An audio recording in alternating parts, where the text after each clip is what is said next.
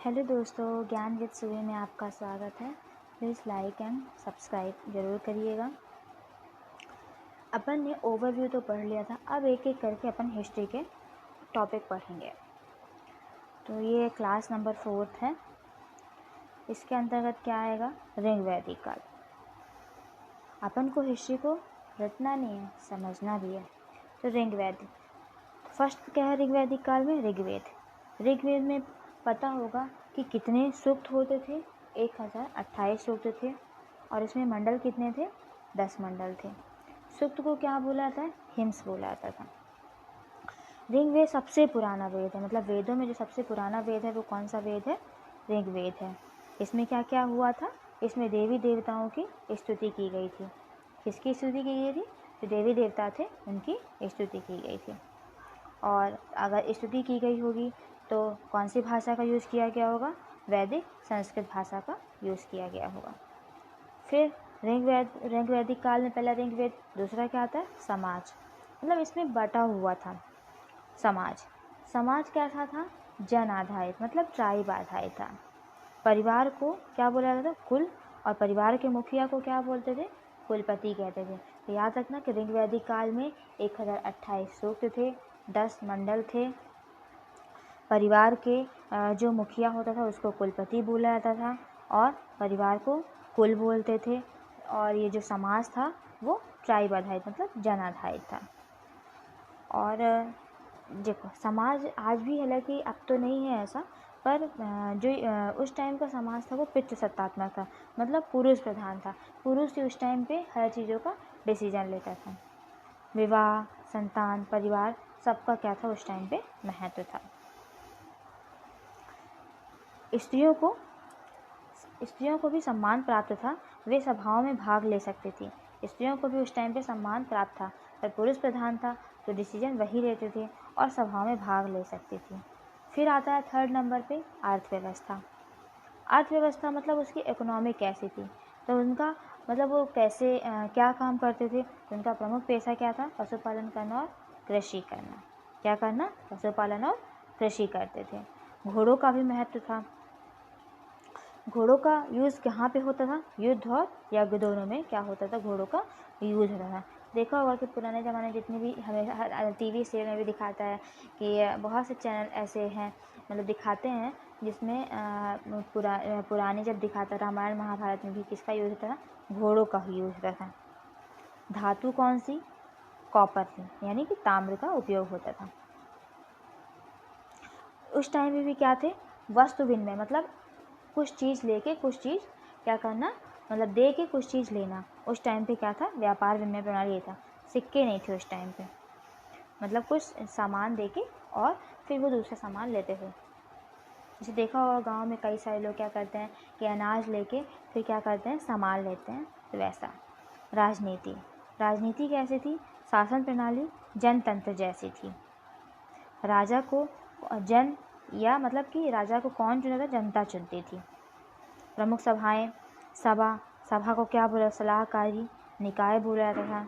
समिति, लोकसभा जैसी संस्था थी। विदत, धार्मिक और सामाजिक सभा। राजा सैन्य, धार्मिक और न्याय प्रमुख होता था। राजा जो था क्या था?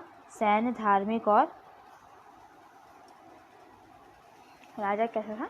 सैन्य, धार्मिक और न्यायिक प्रमुख होता था। कर का रूप क्या था? मतलब कर मतलब टैक्स, यानी कि अनाज या पशु होते थे। ठीक है।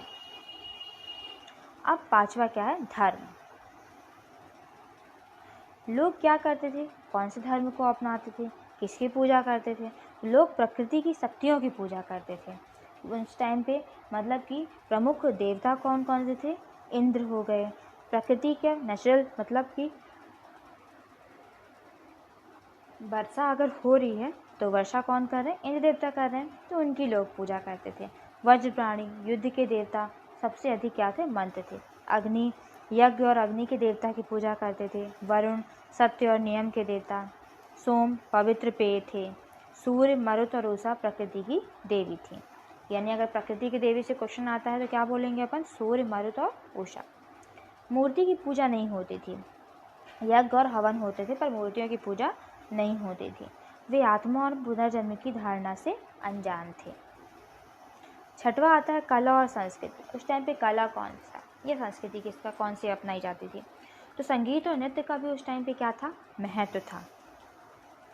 ऋग्वेद में गायन जो था वो सामवेद की शुरुआत का संकेत मिलता है। मतलब जो ऋग्वेद में गायन है, और जब गायन स्टार्ट हुआ है तो वहीं से सामवेद की शुरुआत का संकेत मिलता है। घोड़ा और रथ युद्ध में क्या थे, महत्वपूर्ण थे। ये तो स्टार्टिंग में ही बता दिए। अब अपन ऋग्वैदिक काल तो पढ़ लिए, अब इसे कुछ क्वेश्चन भी जान लेते हैं। ऋग्वेद में कितने सूक्त थे, 1000 या 1028, 1500, 2000। कितने सूक्त थे, 1028 सूक्त थे। ऋग्वेद में कितने मंडलों में विभाजित किया गया था, ऋग्वेद को 10 मंडलों में विभाजित किया गया था। ऋग्वेद के किस देवता को सबसे अधिक समर्पित है, ऋग्वेद में अग्नि, वरुण, इंद्र, सोम। तो अभी पढ़ा है, सबसे अधिक देवता किस देवता को सबसे अधिक मंत्र समर्पित है, इंद्र को। ऋग्वैदिक कालीन का प्रमुख व्यवसाय क्या था, शिकार, पशुपालन व कृषि, धातु निर्माण व्यवसाय। तो क्या था इनका प्रमुख व्यवसाय, पशुपालन व कृषि था। ऋग्वेद में कर को किस नाम से जाना जाता था, मतलब जो टैक्स था उसको किस नाम से जानते थे, उपकर, शुक्ल, बलि, दक्षिणा। किस नाम से, बलि के नाम से जानते थे। ऋग्वैदिक काल में कौन सी सभाएं प्रमुख थी, सभा व समिति, संसद व लोकसभा, गण व परिषद, पंचायत व निदान। तो इसका आंसर क्या होगा, सभा व समिति। नेक्स्ट क्वेश्चन है हमारा कि ऋग्वेद में किस धातु का प्रयोग सबसे अधिक था, लोहा, तांबा, सोना, चांदी। तो किस धातु का सबसे प्रयोग था, तांबे का। आंसर क्या है हमारा, तांबा। नेक्स्ट क्वेश्चन क्या है कि ऋग्वेद काल की स्त्रियां क्या करती थी, वे केवल गृह कार्य करती थी, उन्हें कोई अधिकार नहीं था, वे शिक्षा व सभाओं में भाग ले सकती थी, वे केवल धार्मिक कार्य करती थी। तो क्या था कि वे शिक्षा व सभाओं में भाग ले सकती थी। ये आपके हो गए ऋग्वैदिक काल के question. Thank you. Please like and subscribe.